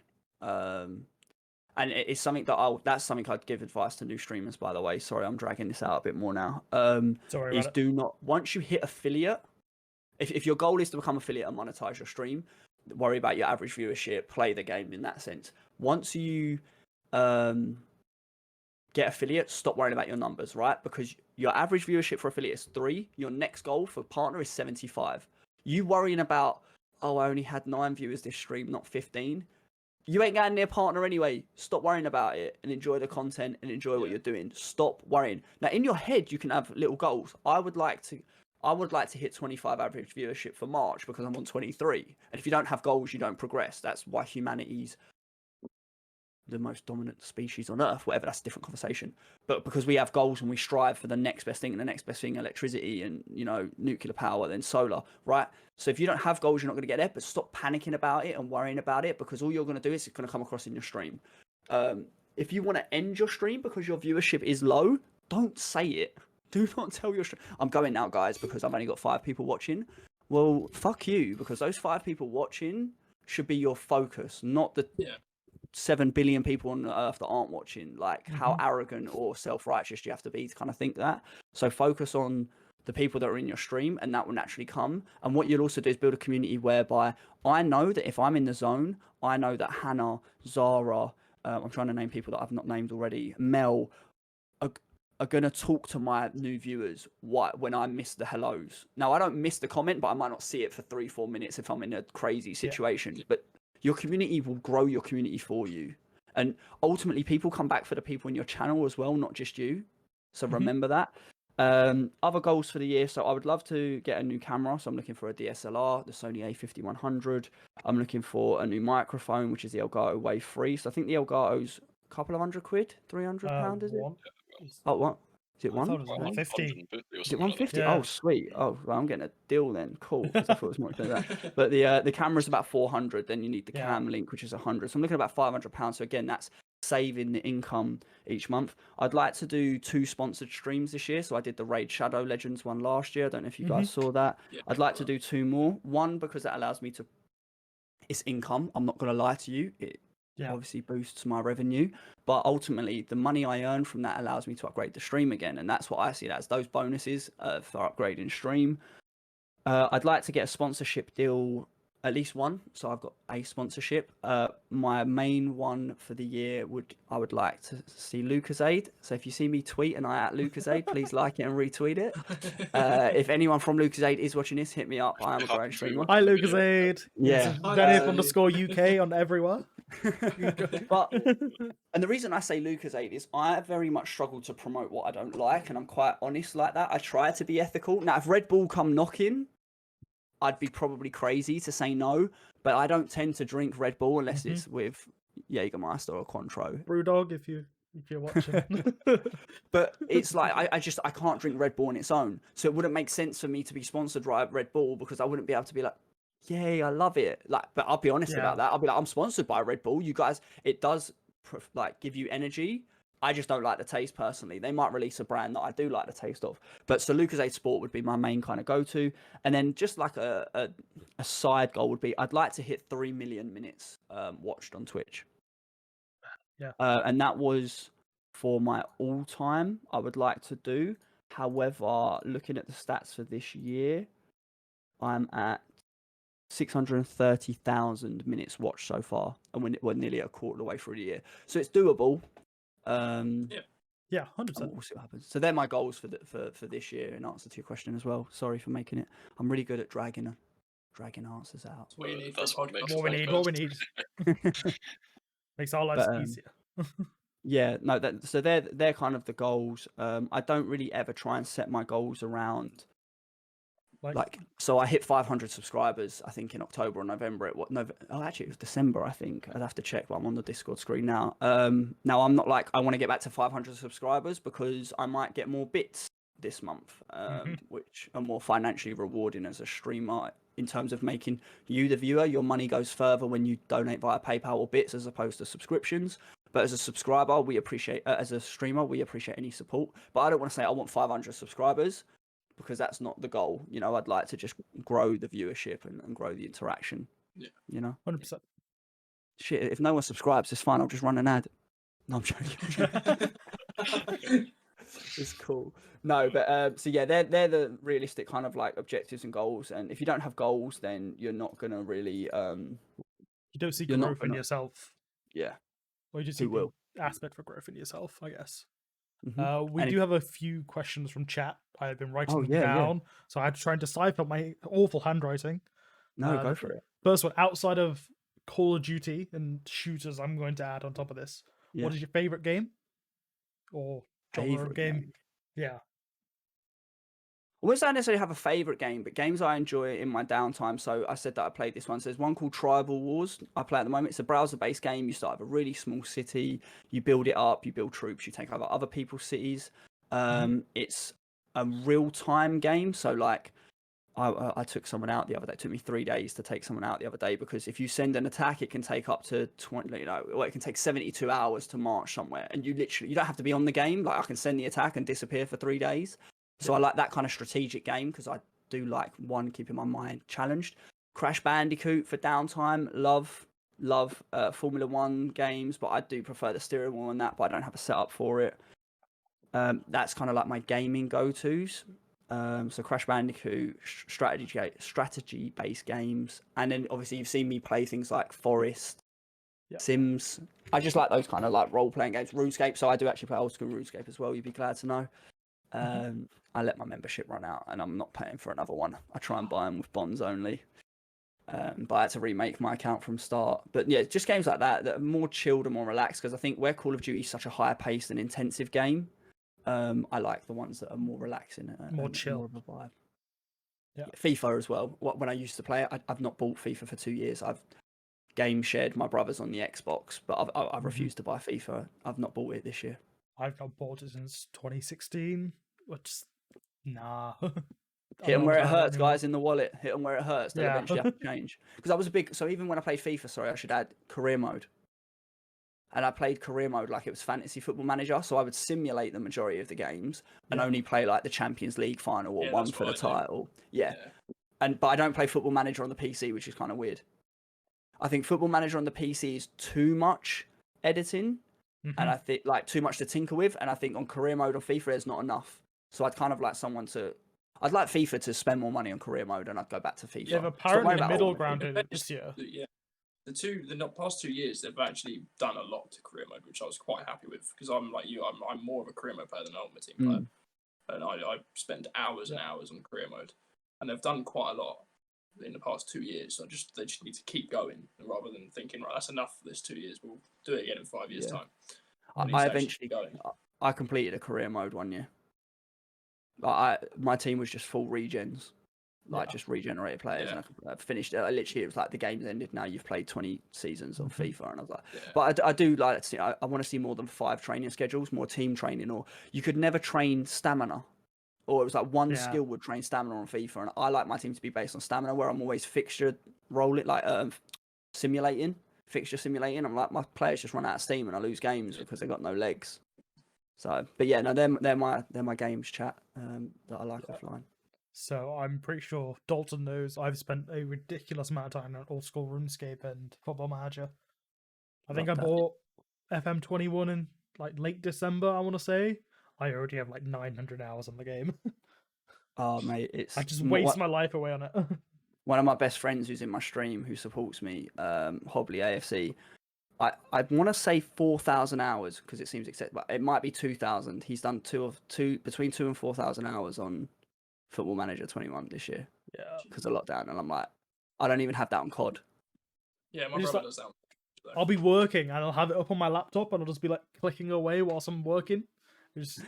The joys of working from home. Yeah.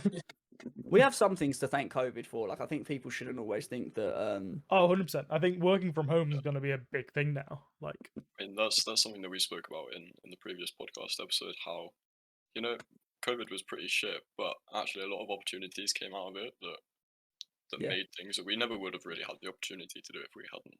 Yeah, and I want to say to anyone that lost someone in COVID, by the way, I'm really sorry for your loss, and I'm not saying that was good. I'm saying that the things you have taken from it, I don't want anyone to kind of get it twisted. I know what the internet can be like. You look for the positives in things. Like, there's always a positive and a negative. 100%. You just got to find it. Next question. What does Zenith think of the black screen glitch of the Xbox on Call of Duty Warzone? I got 2 opinions. So one, I'm going to be a bit harsh and be like, I don't care, because I don't get affected by it. But no. So Dalton, what do you think of that opinion? No. Fuck you. From an Xbox player. So, I mean, that's my answer is quite obvious, because it goes back to what I said earlier. Stop spending money on their game and hit them where it hurts, and they will fix stuff like this. They will never fix this shit when they still make a profit, when their shareholders are still being made rich. Like, if you're on Xbox and you've bought something from them, or you're still buying stuff from them, and you don't like this black screen glitch, then sorry, don't get offended. You're a bit of a mug, because they're not even fixing the game, and you're lining their pockets. You wouldn't go to a restaurant, pay for a cold meal, and then you go to the restaurant again and you get another cold meal. You wouldn't keep going back to a restaurant and keep serving you cold food. Either you'd not eat it, you'd send it back and get a refund, or you'd stop eating there full stop, and you'd leave it a bad review on Google. But stops, it's ridiculous, and it just sums up the kind of their priorities. They'd rather release new skins, and they'd rather make more money off you guys than fix the issues that you guys are facing day to day.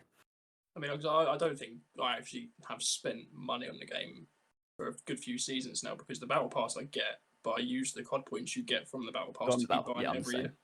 I don't spend any money. I am spendless on Warzone. I've not spent a penny.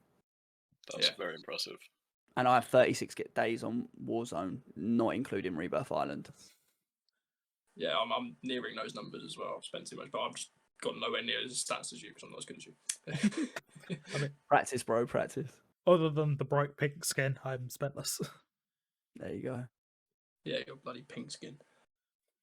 Hey, shut up! I can still keep up with you on kills when I actually stand out from the map. Don't worry, I just find it funny. That's the skin he can't see himself. So don't worry, you're the true winner. Yeah. Yeah. Oh no, the gloves are fire. It's fine. Yeah, the gloves are fire. Among Us, dead game, or do you actually enjoy it? I like it when it's played properly. Luke, are you still in the chat? Because I'm coming for you here. I do like the game. I think when it's played properly, it's good. The additional mods that have been added are kind of cool, which I haven't played with any yet. What annoyed me was kind of like, it was funny for content at first when you you just vote someone out randomly, but that just makes the game dead for me. Or when I'm waiting to win a game and my teammate hasn't done tasks, and I'm like, we could have won the game, and then I lose I'm a winner, right? I like to win. That's my mindset. In case you didn't already know, I'm a highly competitive person.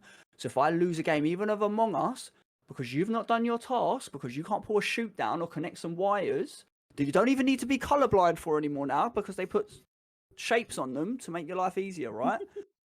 Luke likes to just run around and follow me on the map, don't you, Luke? I Mystic. And then we lose the game because we get murdered.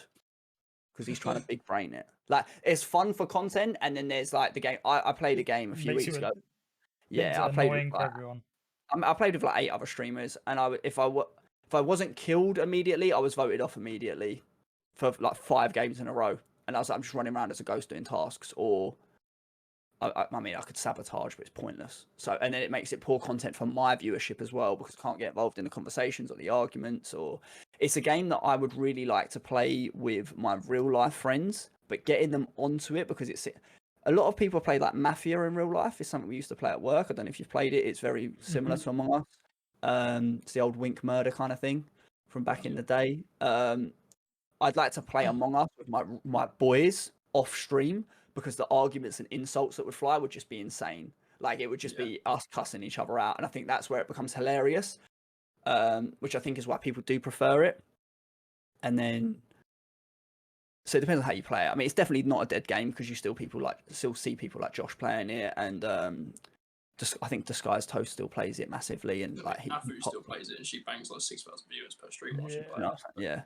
So it's definitely not a dead game. I think it's just hard, like with being a smaller streamer, getting people to come watch, and you then play it with like 7 people in the lobby, and if you've got 2 imposters, the game's over in 2 rounds or in 60 seconds with cooldown. So yeah, I've not played it in a while though, in answer to your question as well. Justin asks quack ? Woof.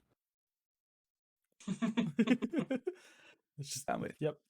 You need to, if you don't get that, you need to check out my YouTube channel. Yeah. Sorry, a little selfless. Sorry, guys. Sorry, anyone that doesn't understand. But yeah, woof. There was one more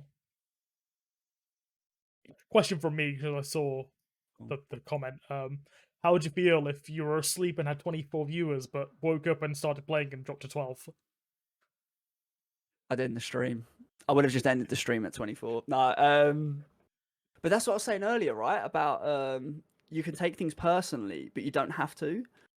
And I think that a big part of like that dropping one, that could have just been like, I'd mentioned it in my Discord, like, because I was going around checking to see if anyone had heard from Luke or knew if he was streaming, and then like people like, I know I might have mentioned it to like Zara and Hannah, and they've gone onto the stream and be like, is he actually asleep? And then like people are like, oh, he's awake now, and they go back to doing whatever they're doing or going to bed. No, I'm joking, Luke. I love you. But no, and that's what I say. A lot of it is something I noticed quite a bit, that this can go one of 2 ways, so don't take it the wrong way if you're listening to this or watching this. I'll have like 30 viewers sometimes, and I'll run a poll. I might not be enjoying the game I'm playing, and I'll run a poll. What game do you want me to play? Now, I'll have 30 viewers. The poll might only get 6 or 7 votes. So a lot of people support you by lurking, but you have to remember is they might be busy watching while they're working. You know, I've got a lot of the guys, they work from home. I won't say their names, so I don't want them to get in trouble in case their employers do see this, but they'll have me tabbed, or they'll have me on like a mobile device whilst they're working on their work laptops. So they can't get involved in a poll or something like that. So you just have to take that into consideration. People come from raids that might have walked off, fallen asleep. You know, it's not just streamers that fall asleep at the desk. Yeah, definitely. I mean, do Luke, that yesterday. I mean, Luke, bro, we can literally. I can find a clip and we can edit into the end of the podcast of you falling asleep in your hands if you want, bro. I haven't sent for you. I've been nice. Think of it as a promo. There's no such thing as bad press. Yeah, there you go. There you go. There's the clip for anyone that didn't understand the reference. Wait, what clip's that one? Oh, is that you yesterday? Check that out. Put that on pause. Oh wait, what was this? Oh, the quack. Yeah. Oh my god, yeah. Love that. But yeah, it's all good. I know what you mean about falling asleep while with Raiders and that, when you say that, because I've done that before, where I've fallen asleep watching one of my mates stream, and then woken up in the morning, my laptop's still open, and it's like 3 raids have gone on. Yeah. Bye. Yep. I've just kept it going on. I've asked them who they raided, and they just said, like, oh, this person. I'm like, oh, I'm not on their stream anymore. I'm guessing it's from yours, though, but they kept raiding and gone through. But I've done that before. And that's the thing, but you're still supporting, because it's something I say, right? So when I first started streaming as affiliate, I used to say to like my brother or my mate, I was like, can you just tab me? I was like, because if I've got 1 viewer, someone has to scroll a hell of a lot further down to find me than they do to find 4 viewers. And it's a lot further down to find 4 viewers than it is 10. So now I'm starting to hit 30. I think I hit 41 yesterday, which was insane for me. I'm trying to think of whether that was raidless. I don't want to open the wrong. Oh, it's over here. I might have been raidless yesterday. Oh no, Backs. Literally as soon as I went live, King Backs caught me with a party of 15, but I hit 41 like 7 hours into the stream, 6 hours into the stream. So, but again, how many of those 15 were still there because they were at work from 9 in the morning or whatever? So, yeah, it's a lot of support. Yeah, a lot of support. It's been good. Well, I feel like we've pretty much rinsed the questions that we had for you. I think that was all of them. I'd have to close my screen, but I'm recording the screen for me to check. But I'm just checking. I think we've rinsed everything. But no, I'm happy to. Like, how are you guys finding the podcast? Kind of. It's improved since the first week. Yeah, the first one was like your Warzone tournament, probably really, or your custom lobbies. It was a bit of a shambles. I mean, we've now trying to stick it to a maximum like 2 hour times. The first one we went on for about nearly 3.5 hours. Yeah. So we've cut it down now because we just realised there's so much that. Do you have a I was listening to that. Do you have an ideal time set, like of how long you'd like them to be? Are you looking for? So we said anywhere from an hour and a half to 2 hours would be the sweet spot. It's way too long. We're bang on the nose then. Because you upload it to YouTube and it's like 2 hours and 50 minutes, and people aren't going to sit and watch and listen for 2 hours and 50 minutes. Especially we're working on getting things onto Spotify and other platforms, but no one's going to open up YouTube and be like, yeah, I'm going to sit and listen to this for 3 hours. As entertaining as it could be. Yeah, so I think if you guys can crop the bits down right, like it sounds silly, but if you did take out all the or the pauses, or even if you took out every 1 second delay between me saying something and you responding, you're losing a couple of minutes there, like that do help massively. But I think that goes back to the pre and post conversation we had, right? You've probably put a lot more after learning, and then you probably put more preparation into this podcast as well, and you'll put even more preparation into the next podcast now. And 100%, yeah. Formats are going to be. The first podcast, we were like, we'll roughly give ourselves this amount of time, and we'll just chat for ages and see how it goes. But at least now, especially with the second podcast and this one as well, we make sure we have all the questions kind of planned out. People know what's happening and when. We know when to. No, 100%. I like the layout as well. I do like how it shows. So, we are planning on making YouTube clips as well. Sorry. So the layout, it's all thanks to you. You did this. No, that's good, mate. Fuck, I have graphic design background. That's all I'm saying. No, it's good. I like it. And it's looking cool. And thank you to anyone that has followed the podcast or myself off of this. My phone has actually gone off a few times to someone that's in the chat right now, following on the socials and stuff. So thank you. Make sure you check out these guys. Thanks to everyone that followed during the podcast as well. It's a whole 6 of yous. Love you all. Zenith's got a strong background. We try. Well, we do make clips of the full length thing as well. We understand that people don't have enough time, so after every podcast we try to make 2 to 3 highlight clips of important parts or particular little bits, 10 to 15 minutes long that people can listen to, and they tend to do better just because people have less time. Yeah, you just break them into segments. No, that's cool. A good question to end the podcast on is, what was your old embarrassing username or gamer tag for back in the day? So the first one was Jackman_93. So I'm born in 93, in case you didn't guess. Jackman, just because it was me. I wasn't original. I then went with a couple of friends. We changed our names to Elite Boys with a Z, obviously.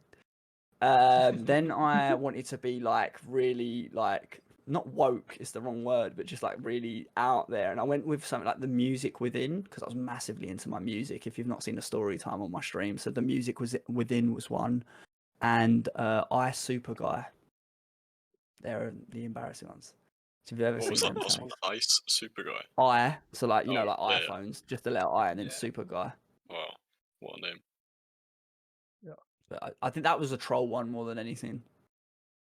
I just made it. Actually, no, I know what that one was for. That was for I wanted to check my COD stats, only playing as a squad.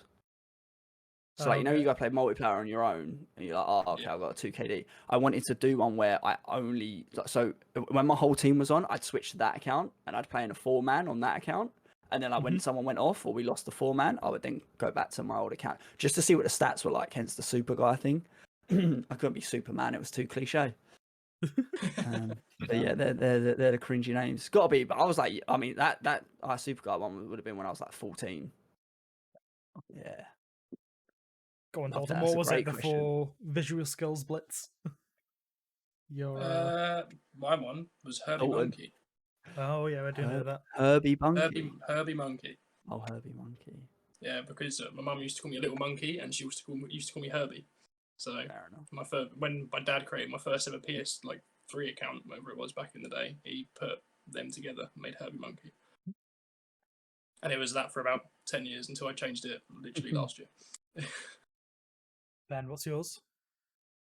Well, see, I don't think I ever had my own account because I used to have an older brother and he bought the PS3 when I was much younger. So I would just play off of his account, but it was it was Grindmeister. Oh, that's what it is on. That's what it is on Steam. That's the worst. That's worse than mine. But Grindmeister. That was it. Someone watched too much American Pie. Is it in the shell shock name? That is the shell shock name. Yeah. Stuck for a long time. Yeah, and then we shortened it down to Grindy. Slightly less bad, but slightly less bad. Slightly. Yeah. I mean, at least it's based off your name rather than off something else it could be based off. So. Well, that's something I was quite surprised to see within the online community, because I always made mine to be anonymous, right? So both of my younger brothers basically have their names as their handles, and I'm like, I'm not a big fan of it. But people get to know you anyway after a while, but it's just I still wouldn't publicly display those names, but I guess personal preference, right? Yeah. So my OG, the one I can remember was Compass, but it was 455 at the end rather than the ASS. I thought that was cool. No, I'm just a nerd. Fucking name of a game tag Compass. What am I on about? But yeah, and then quickly changed to Stimpy, and then that's been as it is for 9 years now. Kept it since. Oh well, it's usually in one eye, but then the whole mini minter thing happened, and oh yeah, I know what you mean. So try sharing your gamer tag with someone that sits on fucking 9.5 million subs. Not that easy. Thank you for the subs. No, exactly. No, absolute pleasure. But no, guys, thank you so much for having me on. Yeah, it's been worries, man. Pleasure having you as our very first guest. Yeah.